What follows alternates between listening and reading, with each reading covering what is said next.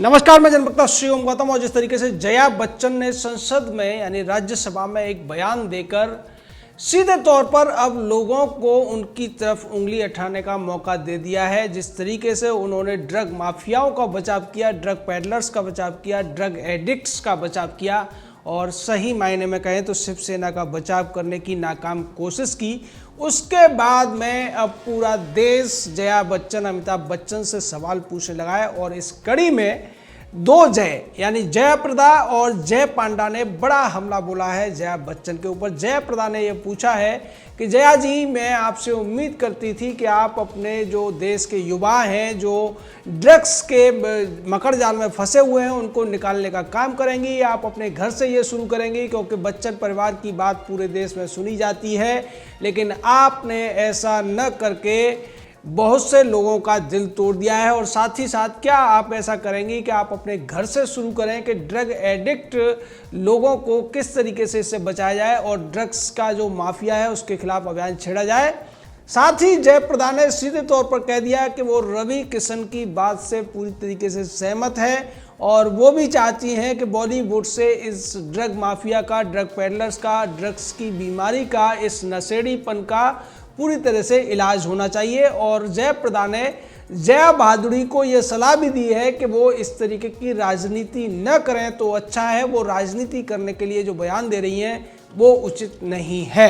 यानी अब जयप्रदा ने सीधे तौर पर जया बहादुरी के ऊपर राजनीति करने का आरोप लगा दिया है, जो वास्तव में एक सही जवाब है, क्योंकि जयप्रदा ने जिस तरीके की बात की थी उसको लेकर रवि किशन ने भी कहा था कि वो जिस पार्टी से आती हैं उसके प्रति उनकी जो एक स्वामी भक्ति है या फिर उसके प्रति जो उनका एक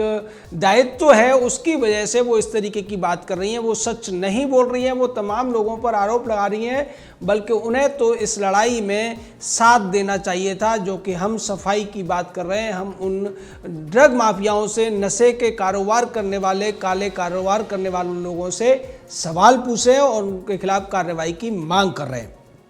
इसको लेकर जिस तरीके से जयाप्रदा ने हमला बोला, उससे पहले रवि किशन और कंगना रनौत इसमें हमलावर हो गए थे जया बहादुरी के ऊपर। लेकिन अब इसमें सीधे तौर पर जय पांडा ने भी, जो कि भारतीय जनता पार्टी के राष्ट्रीय उपाध्यक्ष हैं, उड़ीसा से आते हैं, और इन्होंने पहले भी इन तरीके के मुद्दों को उठाया था और कहा था कि बॉलीवुड के जो बहुत से ऐसे लोग हैं जिनके ऊपर दुबई से पैसा लगता है, डी कंपनी का, ISI का पैसा लगता है और उनके ISI के लोगों से संबंध है, उनको लेकर फिर से जया पांडा ने बयान दिया है और ये कहा है कि जया बच्चन ने जो कहा है वो मैं उससे दुखी हूँ। मुझे लगता था कि जया बच्चन इस पूरे मामले में ड्रग माफिया के खिलाफ बोलेंगी, लेकिन उन्होंने ऐसा नहीं किया। और दूसरी तरफ जिस तरीके से बॉलीवुड के अंदर तमाम जो ISI और दूसरे पाकिस्तान प्रायोजित लोगों का, अपराधियों का पैसा लगा हुआ है, जिससे ज़्यादातर बड़े बड़े नाम भी जुड़े हुए हैं, उसको लेकर जांच किए जाने की ज़रूरत है। और बॉलीवुड को इस पर स्पष्टता के साथ खड़े होना पड़ेगा कि वो देश के साथ हैं या वो ISI के जुड़े हुए लोगों के साथ हैं। दरअसल जय पांडा ने इससे पहले एक गृह मंत्रालय को एक पत्र भी भेजा था और मांग की थी अमित शाह से कि वो ISI के दो बड़े एजेंटों, एक टोनी असाई और दूसरा अनिल मसर्रत के साथ जुड़े हुए लोगों की जांच करें और पता करें कि ये लोग क्यों अनिल मसर्रत के बेटी की पार्टी में गए थे। वहाँ जिस तरीके से इन लोगों ने डांस किया था, जिस तरीके से उसमें खुश नज़र आ रहे थे, जबकि इन सबको पता है कि अनिल मसर्रत जो है वो ISI के लिए काम करता है, दुबई से जो गैंग चलता है उसके लिए काम करता है। तो ऐसे व्यक्ति के साथ जुड़कर क्या ये देश के खिलाफ किसी योजना में शामिल हो रहे थे, और इसको लेकर जांच होनी चाहिए। साथ ही जो ब्लैक मनी लगता है दुबई के मार्फत भारत की फिल्मों में, खासकर मुंबई की फिल्मों में, उसको लेकर भी जांच होनी चाहिए। उसी बात को अब जय पांडा ने दोबारा से उठा दिया है। और अगर बात की जाए कि अनिल मसर्रत की जो बेटी की शादी थी उसमें जो लोग शामिल थे उनमें अमिताभ बच्चन, श्वेता बच्चन और उसके साथ साथ अभिषेक बच्चन जैसे लोग भी थे। साथ में अनिल कपूर, सोनम कपूर जैसे लोग भी थे। तमाम ऐसे नाम, चाहे रणवीर सिंह हो, दीपिका पादुकोण हो, इन सब की जो नज़दीकियां हैं वो अनिल मसर्रत से हैं। और ऐसा लगता है कि अब इस मामले में जो ड्रग माफिया को बचाने के लिए जया बच्चन को आगे किया गया है, उसके पीछे भी इसी तरीके के लोगों का हाथ हो सकता है या इसी तरीके के लोगों का एक तरीके से निर्देशन हो सकता है। क्योंकि जया बच्चन ने जो कुछ कहा है वो निश्चित तौर पर वही है जो कि ड्रग माफिया चाहता है या शिवसेना चाहती है। शिवसेना और बॉलीवुड के इन नशेड़ी गंजेड़ी अफीमचियों का संबंध तो पहले ही उजागर हो गया था। उसके बाद इस कड़ी में पूरी तरीके से जैसे जया बच्चन अब खुलकर फील्डिंग करते हुए, बैटिंग करते हुए दिखाई दे रही हैं, उसके बाद तो लगता है कि पूरा का पूरा बच्चन परिवार अब ड्रग माफिया को बचाने की कोशिश कर रहा है। उसके पीछे की इनकी व्यक्तिगत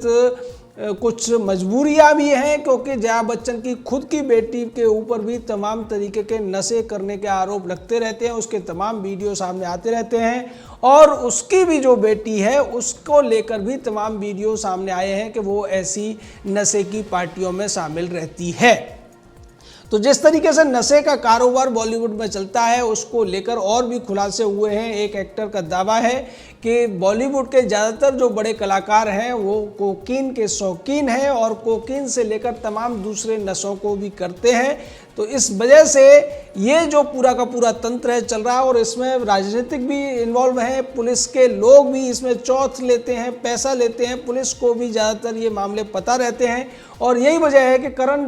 जैसे लोग खुलेआम इस तरीके की पार्टियां करते हैं, उनमें नशे की डोज दी जाती है, नशे की जो एक तरीके से नशा सर्व किया जाता है और उसको लेकर मुंबई पुलिस पूरी तरीके से आंखें मूंद लेती है। जबकि पूरे देश में रेप पार्टियां करने पर प्रतिबंध है और रेप पार्टी में शामिल और रेप पार्टियों के आयोजकों के ऊपर कड़ी कार्रवाई होती रही है। लेकिन मुंबई के इस बॉलीवुड की जो रेप पार्टियां होती हैं, जो साइज में तो छोटी होती हैं कि इन पार्टियों में 10 से लेकर 50 व्यक्ति तक होते हैं, लेकिन नशे का जो एक तरीके से नशा परोसा जाता है वो निश्चित तौर पर बहुत बड़ी मात्रा में होता है। और इसको लेकर मुंबई पुलिस की जो भूमिका है अब उस पर सीधे तौर पर सवाल उठ रहे हैं। और सवाल जया बच्चन, अमिताभ बच्चन जैसे लोगों पर भी उठ रहे हैं कि वो बजाय नशे में लिप्त लोगों के अधिकारों की बात करने के या उन्हें उस मकड़ जाल से निकालने की बात करने के, वो नशेड़ियों को बचाने की या नशा सप्लाई करने वाले नशे के जो पेडलर हैं, जो इसके सप्लायर हैं, उनको बचाने की कोशिश क्यों कर रहे हैं। इसको लेकर जिस तरीके से जयप्रदा ने कहा कि यह सीधे तौर पर राजनीति है, ऐसा ही रवि किशन ने कहा था। और रवि किशन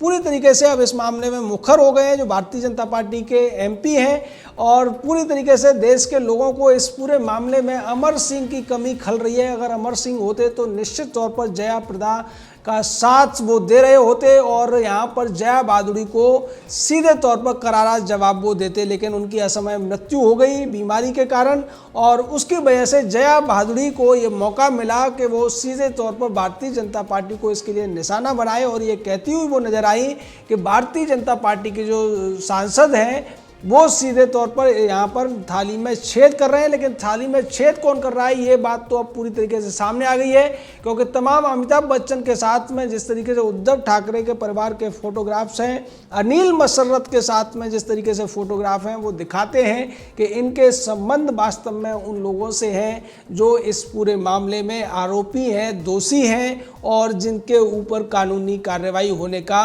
एक आशंका नजर आ रही है। सीधे तौर पर यहाँ जया भादुड़ी शिवसेना के लिए प्रवक्ता के तौर पर काम करती हुई नजर आ रही है, लेकिन अब जिस तरीके से रवि किशन को दो बड़े नाम मिल गए हैं साथ में उनका साथ देने के लिए, जया पांडा जो कि जाने जाते हैं अपने भाषणों के लिए, अपने तथ्यात्मक बातें करने के लिए, दूसरी तरफ जयाप्रदा हैं जो खुद बॉलीवुड की बड़ी एक्ट्रेस रह चुकी हैं, अमिताभ बच्चन के साथ भी उन्होंने बहुत सारी फिल्में की हैं। तो अब उनका साथ मिलने के बाद ये लगता है कि ये जो बॉलीवुड में दो कौरव और पांडव की लड़ाई शुरू हुई है उसमें निश्चित तौर पर जीत पांडवों की होगी। हालांकि शुरुआत में उनकी जो संख्या है वो कम है, लेकिन धीरे धीरे करके महारथी अब पांडव दल की तरफ आते हुए दिखाई दे रहे हैं। उधर कौरव दल में अभी तक जो बातचीत करने के लिए जो नाम आगे आए हैं, रिया चक्रवर्ती पहले से ही थी, तापसी पन्नू, स्वरा भास्कर टाइप के ये जो लोग हैं लेकिन उनमें बड़ा नाम था जया बच्चन का। और ऐसा लगता है कि अब जया बच्चन को गिरते देखकर अभिषेक बच्चन या फिर अमिताभ बच्चन को कूदना पड़ेगा, क्योंकि यहाँ पर सीधे तौर पर श्वेता बच्चन के ऊपर बात आ रही है, नव्या नवेली के ऊपर बात आ रही है। और इसके साथ साथ सैफ अली खान की बेटी का नाम इसमें पहले से चल रहा है, लेकिन अभी तक सैफ अली खान कुछ भी बोलने की स्थिति में नहीं है। और अगर तीनों खानों की बात की जाए तो तीनों खान की हिम्मत नहीं हो रही है कि वो किसी भी तरीके से बोलें, क्योंकि उनको जो प्यार है वो पैसे से है। वो जानते हैं कि अगर वो उस पक्ष का साथ देंगे जो ड्रग एडिक्ट्स के खिलाफ कार्रवाई की मांग कर रहा है, तब भी वो फंस जाएंगे, क्योंकि ड्रग एडिक्ट का संबंध सीधे तौर पर डी कंपनी से भी जोड़ने की अब कोशिश हो रही है। और दूसरी तरफ अगर वो जया बहादुरी की तरह से शिवसेना के बचाव में या ड्रग माफिया के बचाव में आते हैं तो निश्चित तौर पर उनकी फिल्मों को फ्लॉप होने का खतरा उनके ऊपर मंडरा रहा है। इसी वजह से ये लालची लोग अभी कायर बने हुए हैं। लेकिन निश्चित मानिए, जिस तरीके से करण जौहर के खिलाफ कार्रवाई के लिए सिंह सिरसा ने अब एनसीबी को कह दिया है, एनसीबी के डायरेक्टर को कहा है, उसके बाद ऐसा लगता है कि अब हो न हो इस पूरे महाभारत में सबको बोलना पड़ेगा और सबको ये तय करना पड़ेगा वो किस पक्ष में है। वो नशेड़ी गंजेड़ी और नशे का कारोबार करने वाले अपराधियों माफियाओं के तरफ हैं या फिर उन लोगों की तरफ हैं जो बॉलीवुड को साफ करना चाहते हैं, बॉलीवुड से नशे के कारोबारियों को भगाना चाहते हैं और उनके ऊपर कार्रवाई चाहते हैं। जय हिंद, जय भारत।